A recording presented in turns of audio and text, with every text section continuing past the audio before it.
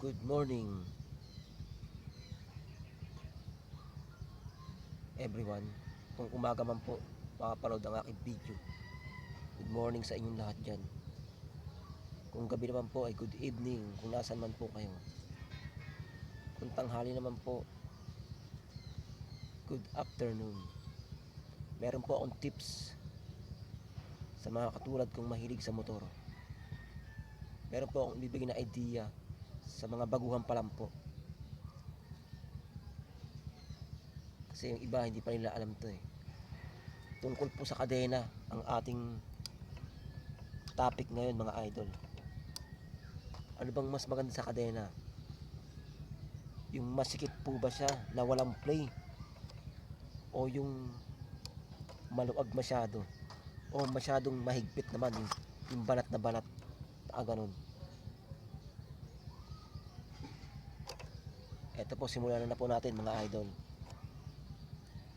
Kapag ang inyo pong kadena sa inyong motor ay maluag o masyadong lawlaw,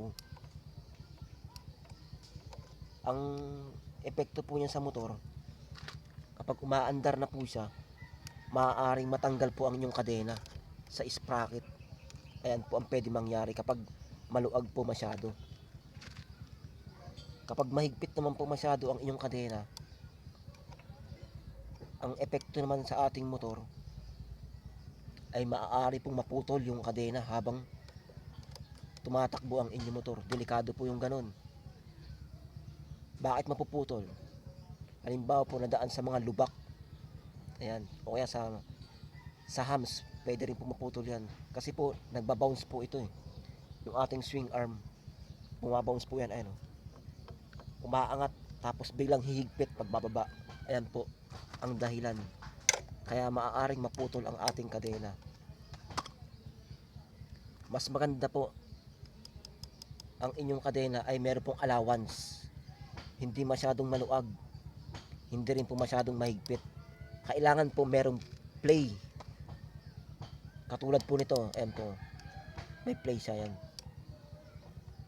Para pag dumaan sa mga lubak na kalsada, hindi siya hihigpit kasi meron siyang allowance. Humihigpit po yan habang umaandar yung ating kadena, lalo na pag dumaan sa mga lubak. Ayan po, ganito lang po kailangan ang inyong allowance. May play siya, ayan po. Kailangan po yung hindi tatama dito sa swing arm yung inyong kadena. Ayan po, may allowance pa. Ayan, ganyan po. Para hindi kayo maputulan ng kadena. Hindi masyadong masikip, hindi rin masyadong maluag, yung saktuhan lang po.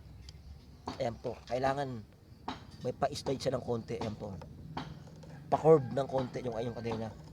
Makikita nyo po yan kung mahigpit. Ano siya, yan ganyan po, mahigpit yan pagka ganyan. Tuwid na tuwid dito. Kailangan po naka-curve ng konti. Yan po, tapos may play. Yan po, ganyan po safe po kayo yan, hindi yan mapuputol at hindi rin mahuhulog yan.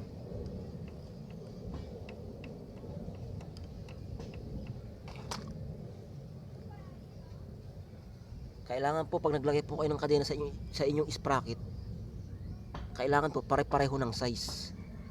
Example po ganito. Halimbawa po ang inyong engine sprocket, ang size niya ay 428. Tapos kailangan din po yung inyong rear sprocket sa likod. Ayan po, ang size niya rin 428. Ayan po yung kapal ng bakal o yung kapal ng kadena ilalagay nyo. Siyempre po, yung ilalagay nyo rin po na kadena, ganoon din po, size 428. Yan, para walang alog dito sa likod. Ayan, parang wala siyang alog. Ganoon lang po mga idol, para safe po kayo sa inyong bawat rides.